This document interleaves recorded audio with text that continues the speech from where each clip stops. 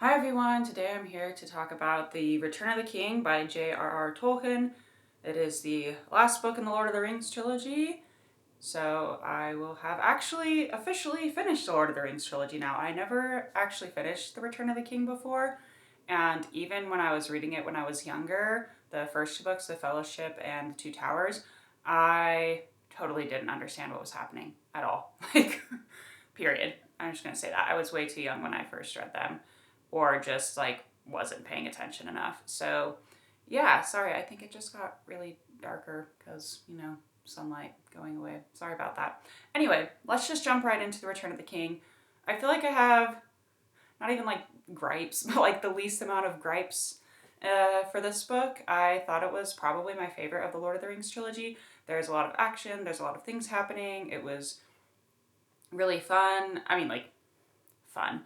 People are dying and there's action, but there's a lot of depth to it. And yeah, I don't know if war is fun and all the people dying is fun, but you know what I mean. There's a lot of action and interesting things happening in the book. So let's start with Merry Pippin, Gandalf, Gimli, Legolas, Aragorn part, because for those of you who don't know, and I can't remember if I said in the Two Towers, the books are, after the Fellowship of the Ring, once the Fellowship splits up, the books are separated into two different parts. So it'll be like Merry and Pippin and Co's part first, and then Frodo and Sam's part second for the Two Towers and for the Return of the King.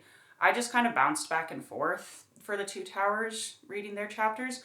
For the Return of the King, I split it up a bit differently just because the ring is actually destroyed in chapter 3 of Frodo and Sam's part, and then there's a lot of chapters after that deal with the aftermath of the destruction of the One Ring. So I kind of read a lot of Merry and Pippin first, and then would read a chapter of Frodo and Sam. But anyway, back to the story. I thought the part that really, really, really should have been kept in the movie, the Peter Jackson trilogy, was when the Witch King comes into Gondor. So obviously there's a last humongous fight. I wouldn't say it's the last because they do march to Mordor, but it's kind of in the book, it is the last big siege of Gondor is basically kind of the really big fight in the book. And so it's just it's pretty gruesome in the book. That J.R.R. Tolkien describes how the orcs are lobbing people's chopped off heads over the gates of Gondor to obviously psychological warfare crap. And I was just holy Moses, that's freaking dark. But I love it. I mean, I love this dark part, but it was just whoa.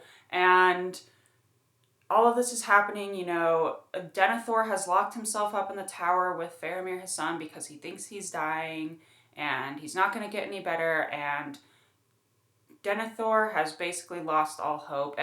I don't remember him having a Palantir in the movie at all. It's been a long time since I've seen the movies, but I'm pretty sure he doesn't have one in the movies. But in the book, he is looking into the Palantir, which is what Saruman had at Isengard, that he's using to see things as well. They're seeing stones, but Sauron is basically controlling the Palantir at this point and showing Denethor what he wants him to see, I feel like. And so that's definitely made Denethor lose hope. And I think he thought that he was strong enough to fight against Sauron and still be able to see what he wanted to see and what might actually happen. Whereas Sauron is obviously more powerful than these people. And even in his diminished form, I feel like has obviously a stronger will than the people that are looking into the Palantir, and that's why it corrupts them. Sorry if there was a little fade and fade out. I moved my leg and almost knocked my camera over, so yay! I'm just going to look at the timestamp so I can know when to fade and fade out there. Yes, so yeah, Denethor has not come under Sauron's influence. He's not going bad or anything. He just thinks that all hope is lost and his line is dying because Faramir is going to die and he's going to die, and what's even the point? So he's locked himself away up in the tower. He's going to burn him and Faramir alive. And then, meanwhile, Gondor is going through all this crap. Heads are being thrown over. It's really bad. They've reached the walls. And the Witch King comes through. And it's such an awesome scene because he and Gandalf have a face-off, and the Witch King is basically like, your time is over. It's our time now. Like, he is taking over Gondor. He is in the city. Like, he is about to win and take the city when Rohan shows up. And I know it's in the extended version of the Peter Jackson movies, but I really felt like they should actually keep this in the, like, theatrical version, because it's such a powerful moment. Like, Gondor is literally about to be taken over by Sauron's forces and the Witch King, because the Witch King is that powerful. And Rohan shows up and basically, I mean, not even basically, they save Gondor. Rohan saves Gondor. Let's all get that straight. It was crazy. And it's a bit different in the movie how they show it. I'm still okay with how they show it in the extended version, and I love the scene, but I really think they should have kept it in the theatrical versions, because you do get to see the power of the Witch King and how strong he is, and you see how even like more important it was that Rohan showed up at that minute, because he is about to take over the city, and then like the horns of Rohan are blown, and he's like, F! Oh, I have to go take care of this problem before I can take the city now. And it was just like, literally, when Rohan showed up in the book and saved Gondor, I was like, yes, the Rohirrim have arrived. Death! Death! Like, it made me so excited. So that was honestly one of my favorite parts, besides when, obviously there's going to be spoilers in this, when Eowyn kills the Witch King. I have always loved that part. It's a bit different in the book than in the movie, but I'm still okay with it. Basically, the main difference in the book is that she tells him she's a woman before she fights him, and the Witch King actually kind of pauses, which is a cool moment because he hasn't stopped for anything else. You know, like, he faced off Gandalf. He was like, you old fool, you're gonna die. Do you not know death when you see it? And then just literally a woman shows up and she's like, I am a woman. And he's like, okay, I'll still fight you. So I love it. I love it in the movie though too. I think it was amazingly done. The Witch King is one of my favorite characters, and I'm sad that we don't get to see like more of his powers, but I still loved it. So it was, yeah. Other than that, like, there are a few differences between the book and the movie, especially with like the Army of the Dead. They don't show up at Pelennor Fields. They just kind of help Aragorn and Gimli and Legolas take over the Corsair ships that they sail down to Minas Tirith. And I kind of liked it more in the movie, where they're more reluctant to fight, and they're like, yeah, we don't really have to listen to you, whoever you are. You have that sword, but like, we can still choose to do whatever we want. And they decide to fight in the end, obviously, but I kind of liked them showing up at the Pelennor Fields in the movie. I know a lot of fans were upset by that, and I totally get it, but I feel like they needed to show them doing something in the movie other than just taking over the ships, because that's not shown in the movie. So they just kind of changed the part of the Army of the Dead. But I feel like it kind of followed things pretty closely on Merry and Pippin and Gimli and Gandalf and Legolas' side of the story. So there were obviously like some minor differences, but overall the story arc was very compelling and very good. And the Witch King, literally one of my favorite parts. Any scene with him. On to Frodo and Sam's part. So I feel like it happened very quickly. And it was interesting because it describes them marching through Mordor for like a while. So it's clearly not happening that quickly. But like, you know, the ring's destroyed by the third chapter and there's still like 200 pages left of the book. And you're like, what the F is happening here?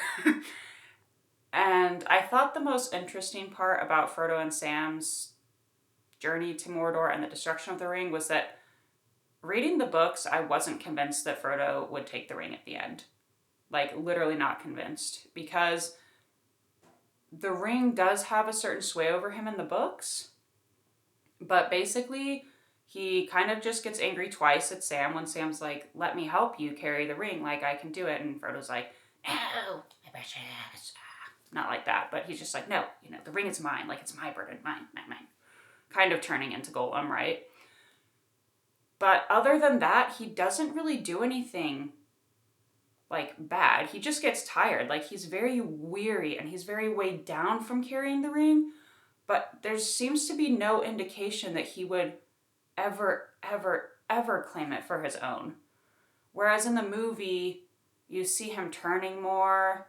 There's more like indications that the ring is weighing more on him. Whereas, like I said, in the book, he's just kind of tired all the time, and he gets grumpy at Sam twice, but then it like passes.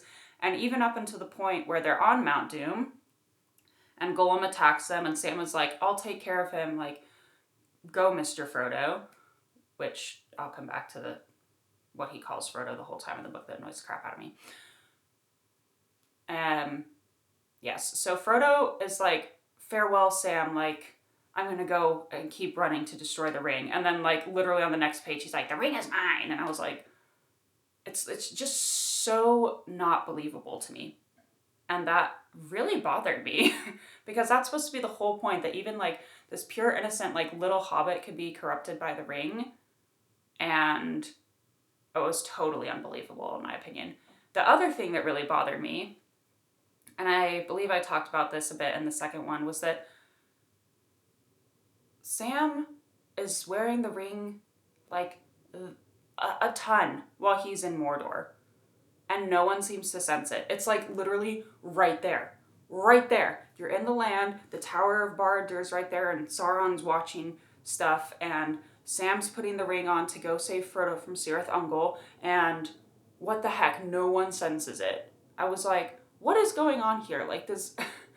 Because my impression from the movie is that, like, the Nazgul can sense the ring when it's put on, and Sauron can obviously sense the ring. And so I'm like, I don't think that's a thing. I think that's like a made-up movie thing. I think he can sense it a little bit, but clearly not to the extent that, like, he can in the movie, because Sam's putting it on all the effing time in Mordor, and no one notices. Not a single person. Not a single thing. And they're like, oh yeah, Sauron's distracted by other things, like the war and blah. And I'm like, but he cares about the One Ring. That's the whole point. He's trying to get the ring. Like, it just... Ugh. It was, like, it just, I don't know, like, I feel like at some points it's like, yes, he can feel the ring and see it, and then, like, they're in Mordor, wearing it, right where he lives, and he's like, ring what?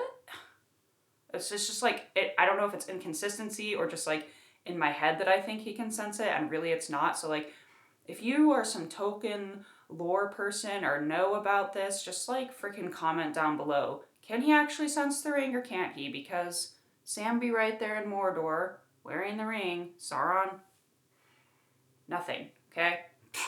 Anyway, so that really bothered me.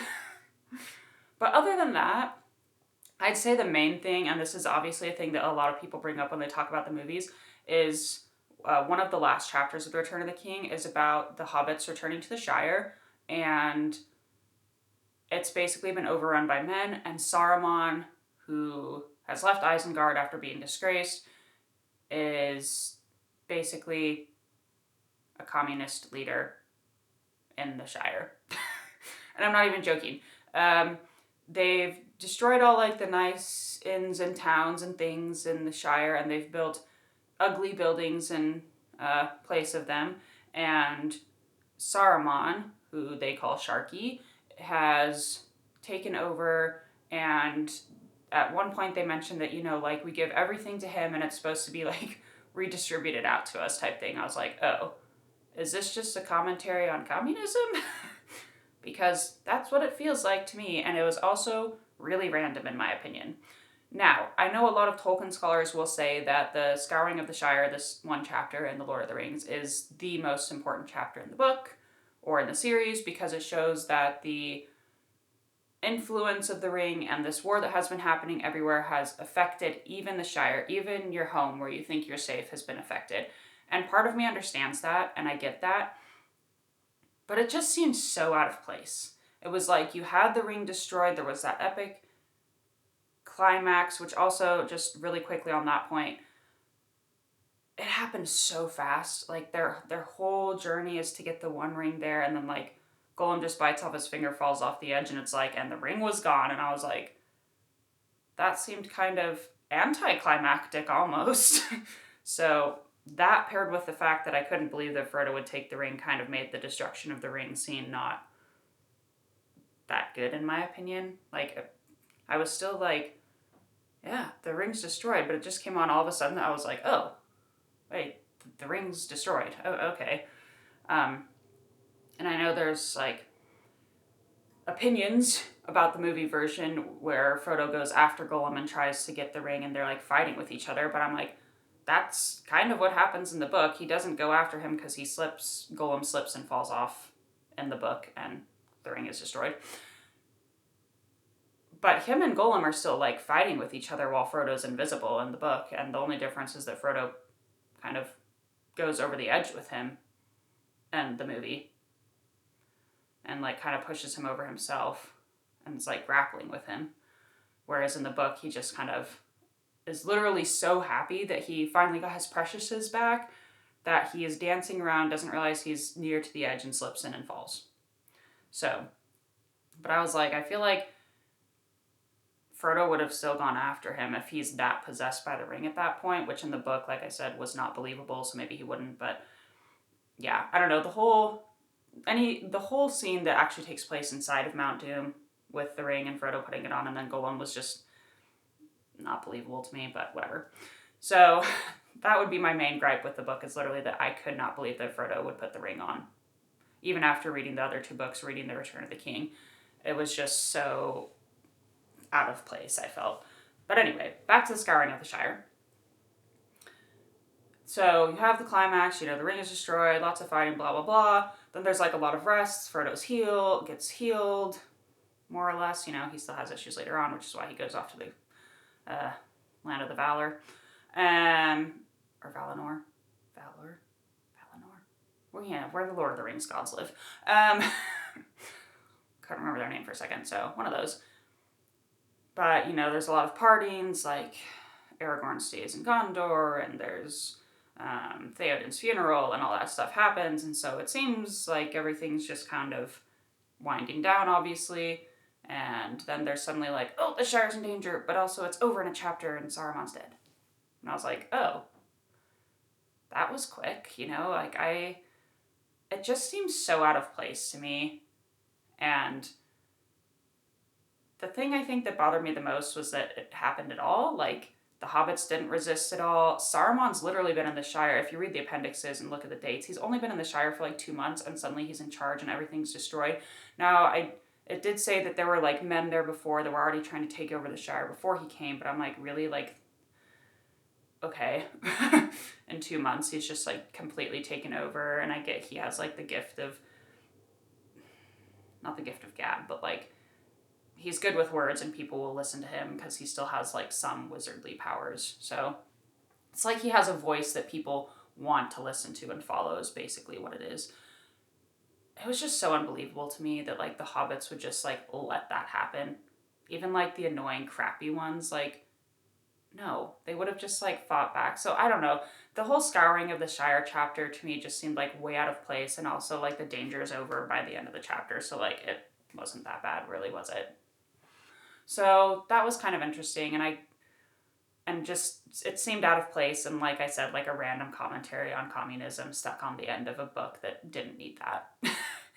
So yeah, that's like my main things with The Return of the King. But overall, like I said, I think it was my favorite book. There's a lot of action happening. There's a lot of cool scenes with the Witch King, favorite character. And though I have to say, like, once again, Sauron has chosen like the worst people to work for him. Like, the orcs all kill each other in Cirith Ungol. They're always fighting. Like, they just seem like all of his servants, even the cool ones, like the Nazgul, just seem like so, I don't want to say like pathetic, but just like not efficient. And I get that it's supposed to be that way because this is a story about obvious good versus obvious evil. And the good is going to win in the end. So, you kind of have to make the Dark Lord's servants not as effective as the good people, otherwise they would win. So, yes, that is my review of The Return of the King. I still loved it. I'm really, really glad that I have actually officially read the Lord of the Rings trilogy now and finished it. I loved it. I highly suggest actually reading some of the appendixes. They have like really good stories in there. And I would talk about The War of the Rohirrim, the movie, because there is a story in the appendix that it's based on. I'm going to do that really quick. My battery on my camera's low, so I'm not sure if it's going to survive to the end, which would really annoy me because I don't want to refilm this. So I'm just going to say really quickly, I've gone to see the War of the Rohirrim movie. Basically, the overall plot line does match what is in Tolkien's appendixes, but there were a lot of like character changes made. Obviously, they made up a whole story for his daughter. His daughter isn't, you don't know who I'm talking about. Helm Hammerhand's daughter is just mentioned in the appendixes. She doesn't even have a name. She's not a main part of the story. So they basically just made a whole story about her. And it obviously wasn't like The Lord of the Rings at all. It's an animated movie. It's very much its own story, but I still enjoyed it. And like I said, the overarching story is actually follows that little story. There's just like a lot of like minor character changes, and then obviously the major one of his daughter. But I thought the fact that they followed it, like I said, the overarching story was pretty good. Honestly, I thought it was better than The Rings of Power, because The Rings of Power is just like BS, making up stuff all the time and screwing up timelines, and Lord of the Rings like all over the place. So yeah, I would maybe suggest it if you're not excited enough to see it in the theaters. At least watch it when it comes out, on like streaming services or whatever. So yeah, that's Lord of the Rings. I don't really have a question for today, except that like, please, please, please, if you have read the books or know, like, can he sense the ring that well or not? Please, please comment down below. Still confused. Maybe I should research it. Thank you so much for listening. This has been The Lord of the Rings, and I am still going to read The Children of Hurin, which I have read before, but apparently have not reviewed. So yes, look forward for The Children of Hurin, and thank you so much for listening. Like, subscribe, share if you know someone who wants to hear someone ramble about Lord of the Rings, and comment down below. WTF, can he sense the ring or not? Thank you so much, and have a great day.